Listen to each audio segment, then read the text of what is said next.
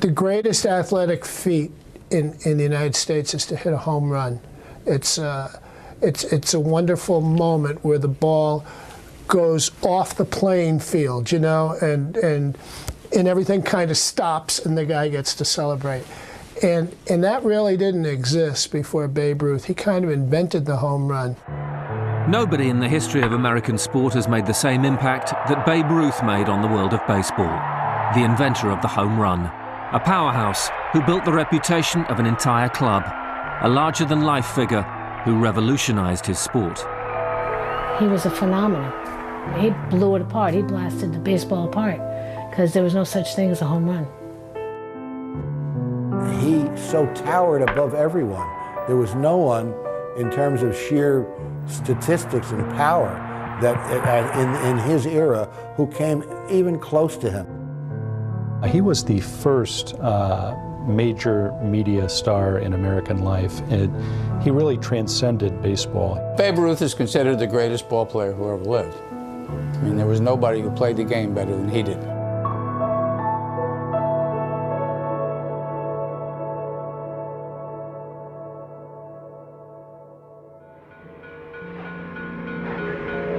At the turn of the 20th century, the United States of America was a land of opportunity.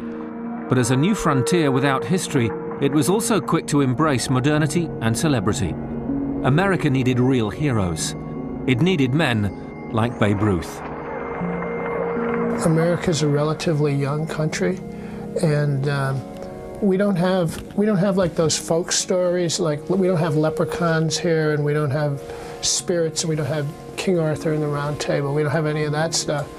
And we have tended to take real life people and make them our folk heroes and our folk stories. And Babe Ruth for sure is one of them. He's the biggest sports name in the history of the United States.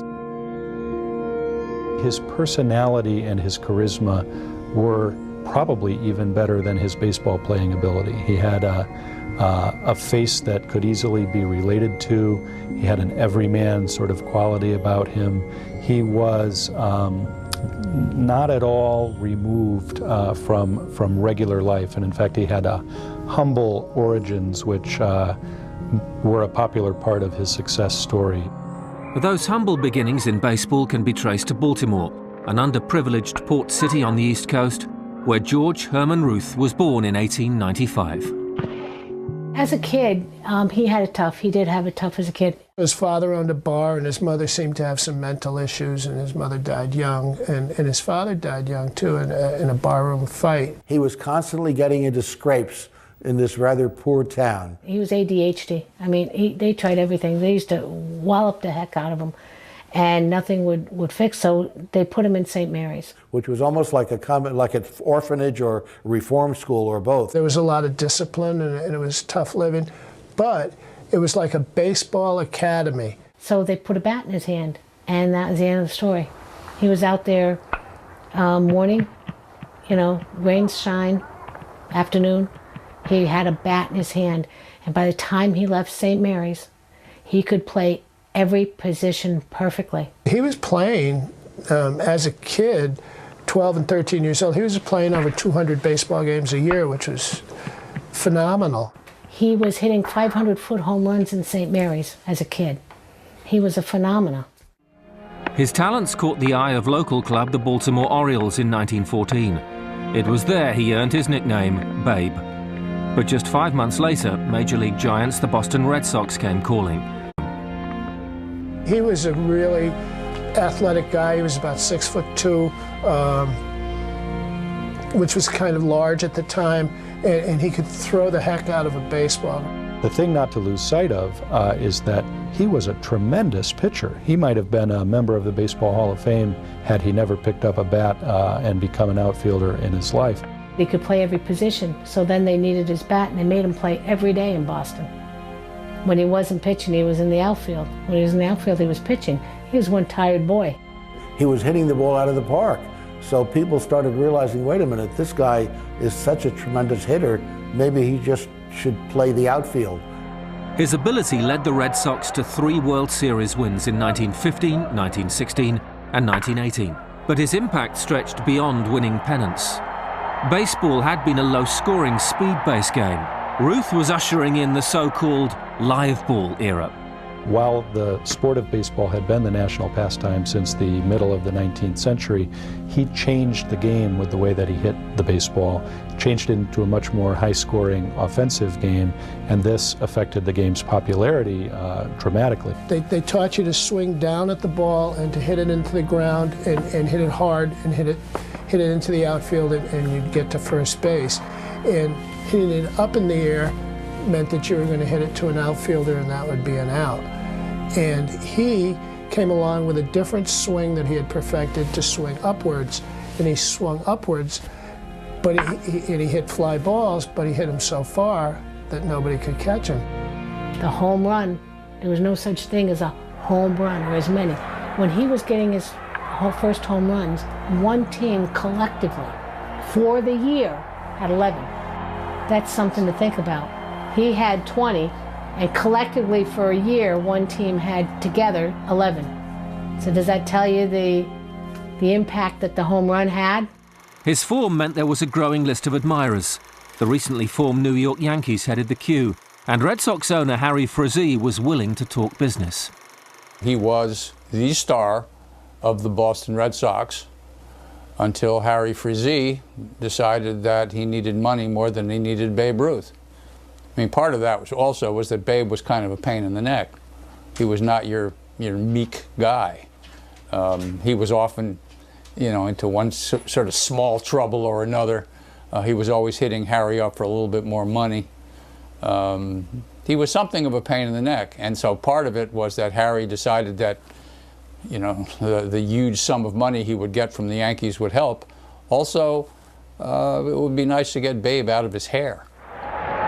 Ruth joined the Yankees in 1919, and moving to New York would make him a star. But the Yankees needed the Babe as much as he needed them. Until his arrival, they weren't even the best team in New York. When Babe Ruth was sold by the Boston Red Sox to the New York Yankees had never won a championship. And almost immediately, they were in the World Series, and they won one within a couple of years of the Babe being there. If you do it in New York, it takes on a lot more import. New York was the place for him to be. It was the combination of being a fabulous athlete and New York being the media capital of the country. People ask me, what if he didn't go from Boston? What if he went to Oshkosh, Wisconsin? I'm going to tell you here and now, I thoroughly believe it in my soul. My mother believed it in her soul. You would have heard from Babe from Oshkosh, Wisconsin, because he was that kind of guy. The team didn't define him. He defined the team. In fact, his home runs were saving baseball. In 1920, it was revealed that Chicago White Sox players had taken money to throw the 1919 World Series. It was known as the Black Sox scandal. With the fans disillusioned, baseball needed a hero. The game needed a savior. After the Black Sox scandal, Babe Ruth came along, and the combination of his incredible hitting ability and his magnetic personality and charisma just would have been enough to overcome any kind of a scandal. He was just a superstar. Before we used that word, that's what he was. He underlined that star status in 1920. Ruth hit an astonishing 54 home runs. There are people who have broken his career home run record, but no one has ever dominated the hitting game the way Babe Ruth did. In 1920, Babe Ruth, as an individual, out-hit 14 of the 16 teams in the major leagues with home runs. The man hit a lot of home runs. He hit 40 home runs, I think, 10 or 11 seasons. I mean, the man was a powerhouse. The balls he hit were so soft, they'd actually wrap around the bat when you hit them. And he was hitting 400 and 500-foot home runs. Can you imagine the power behind that? Look at the power in those hips. See, that's where the power comes from. See how his legs, his hips totally turned. That's why I said when I'd swing big and I'd miss big, well, he totally wrapped himself right around. When he came around with that bat, he actually had a callus on this arm, because he'd go all the way around and it would take his body all the way around. And in 1960 and 1918, he was also swinging a 54-ounce bat, which is a tree. I think the biggest one now is 36, I think. I mean, it's not big at all. And he was a 54-ounce bat. That's how he did it. There's no team in any American sport more recognizable than the Yankees. No baseball team have won the World Series more times. But without Babe Ruth, none of that would have been possible. He made the New York Yankees the franchise they are today. The early years was that he made them into a winner. Starting in 1922 was their first pennant. 1922, 1923, 1926, 1927, 1928, 1932. Not only that, but those were 7 pennants with the Yankees. He was with 3 pennant winners with the Red Sox. A total of 10 World Series years. Amazing, amazing record. Now a full-time right fielder, Ruth had made the game exciting, high-scoring and power-based. In 1923, the Yankees built a new stadium to accommodate all those fans who wanted a glimpse of the Babe. You know, if you look at any culture and you say, what are the biggest buildings that have been built by that culture? You know, they haven't been cathedrals and stuff. They've been all these arenas and ballparks and things like that. And if you say, who's the patron saint of it all, it's Babe Ruth. Yankee Stadium, you know, way back then was built mainly because of him. I don't think there's ever been an athlete in any sport who has been so revolutionary in the sense of attracting so many people. Ruth had drawing power. Ruth was a star. Yankee Stadium was always referred to as the house that Ruth built. They built it because the stadium they were playing in, a borrowed or rented stadium that the New York Giants played in, was just not large enough to hold all the fans that Babe Ruth was bringing along. So they built the stadium in 1923. Babe Ruth hits the first home run in the stadium. The Yankees win the World Series that year against the Giants. That's the point where he takes over the baseball world completely. Babe Ruth had become King of New York. He was America's first ever real sporting celebrity. He was just, at that time, the biggest star in American life, and really the template for the American culture of celebrity. He is quite likely the most photographed individual in American history. Marilyn Monroe, perhaps, or Elvis Presley, but at least as big as those people, if not bigger, in American culture. But here was an accessible star, generous, humorous and down-to-earth, and this everyman personality allowed Americans to identify with the Babe. He looked like someone you could chat with on the street corner, and in fact you could. He never lost that common touch, even at the heights of his fame. And one day he'd be speaking to the President of the United States, rather informally, I might add. In fact, one day he looked at the President and he said, "Hot as hell, ain't it, Prez?" And the next day he'd be talking to you or me on the street corner, and just the same demeanor. What you saw was what you got. Talking to the fans, being around the fans, was second nature to him. It wasn't a pressure. It was never a pressure. With his fans, when he was doing something, he didn't do it exclusively. He'd say, "Hey, come on, I'm going on a ride, come with me." And he'd bring you with him, that's why. He's beloved. He wasn't exclusive, he was always inclusive. As Ruth became a household name, the US was experiencing a time of economic boom, and the world's biggest baseball star would personify the Roaring '20s. He hit his stride as a baseball player in 1919, just as the Roaring '20s or the Jazz Age were taking off, and he was made for that. He just had this huge, huge personality. He had an appetite for life. He ate large, he drank large, he womanized large, he did everything large. You know, all the men wanted to be him, all the women wanted to sleep with him. Yeah, the funny thing about Ruth is that the real person and the myth is sort of coinciding. That was Babe Ruth. Well, they didn't call it the Roaring '20s for nothing, and Babe was sat himself right in the middle of it. Yeah, it was, flappers, and he did have girls galore. Babe was accepted in every speakeasy in New York. He knew all the kingpins and the not-so-kingpins, and he didn't discriminate. Babe knew everybody. Everybody wanted to know Babe. You know, if Babe came over and said, "How you doing, kid?"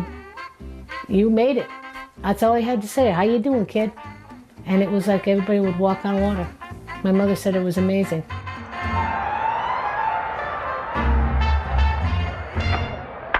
But the fast living off the pitch was affecting Ruth's game. Overweight and blighted by injury, in 1925 he suffered his worst season with just 25 home runs from 98 games.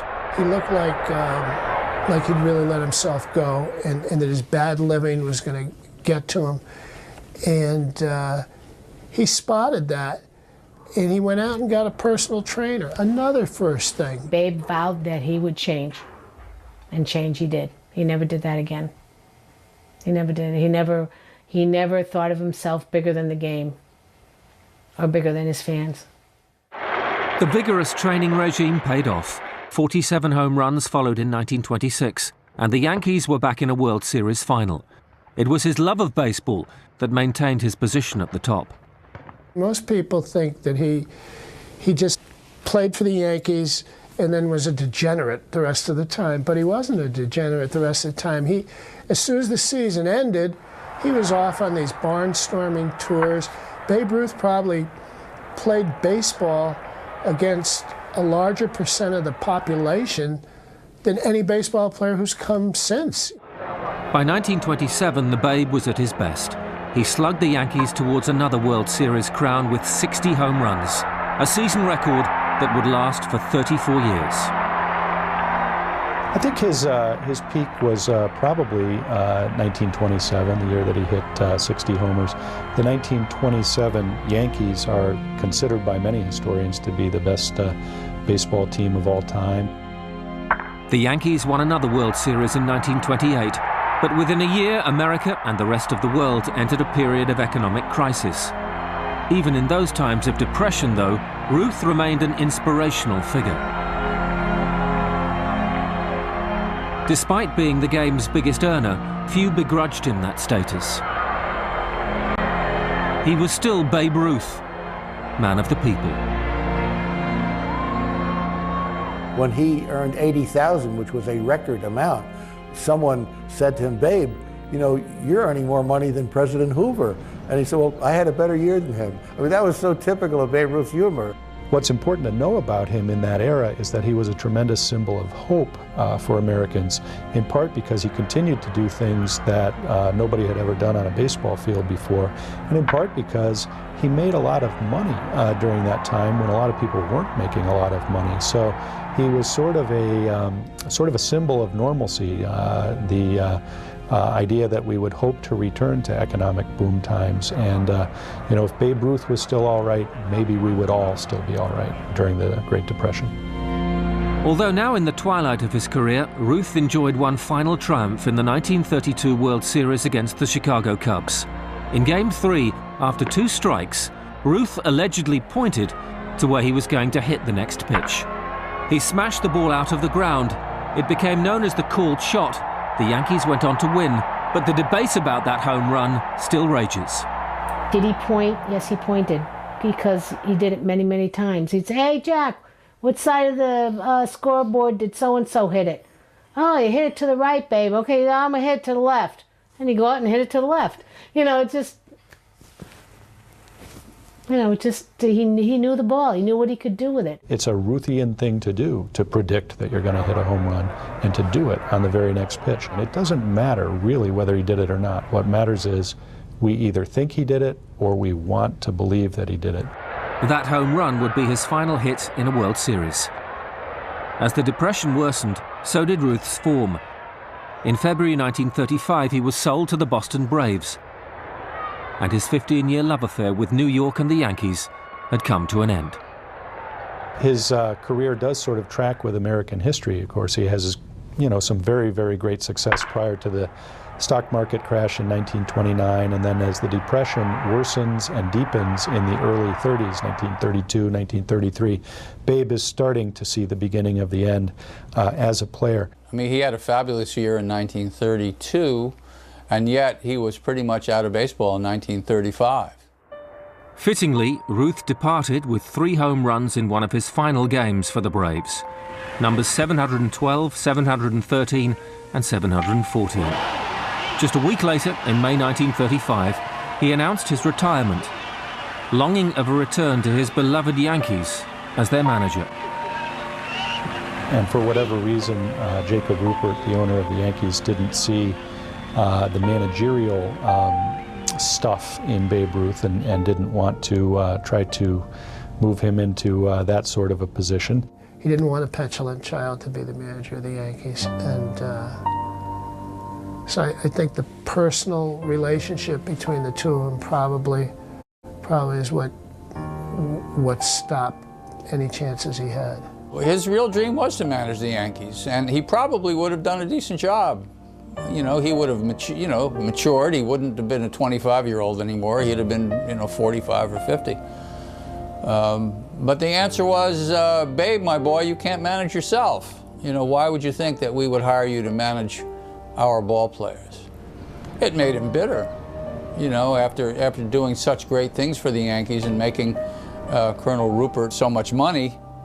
Here he's being shunted aside. It made him rather bitter. He was devastated. My mother said he never got over it. He used to sit by the radio and call the plays before they happened. She said he was so despondent and depressed. Baseball's his life's blood. And here baseball was saying, sorry, we don't want you, babe. Ruth struggled without baseball in his life. The game was all he'd known. But his star failed to fade. Despite no longer taking an active role in the game, he was idolized wherever he went. The thing that happens with athletes is that you have two deaths. You have the death of your career, and then you have your own death. What do you do if you've been Babe Ruth? Where do you go? How do you recreate that excitement that you had when every day you went and 60,000 people cheered you and called your name? Just a decade after retiring, he became stricken with cancer and a shadow of the figure he once was. But even then, Babe Ruth was still giving all of himself to the American people, right until the very end. There's been so many lovely things said about me, and I'm glad that I've had the opportunity to thank everybody. Thank you. Give him away, Barry. Like 20 minutes before he died, he signed an autograph for a male nurse. He said, you better get it now because you're not going to get it if you don't get it now. The poignancy is there. Getting sick and approaching death far too early, and yet still being Babe Ruth, being this incredible media personality and real personality in American culture. Even then, he still had it when he walked onto that field. It gives you goosebumps to think about it. On August the 16th, 1948, Babe Ruth died, aged just 53. America mourned its greatest sporting hero. People were very, very distraught. People loved him. I don't know of anyone who didn't love Babe Ruth. It was just, if you liked baseball, he was the icon. And then when he died, there were thousands of people showed up to honor him. I can't think of any person other than perhaps some beloved president or something who had that kind of following.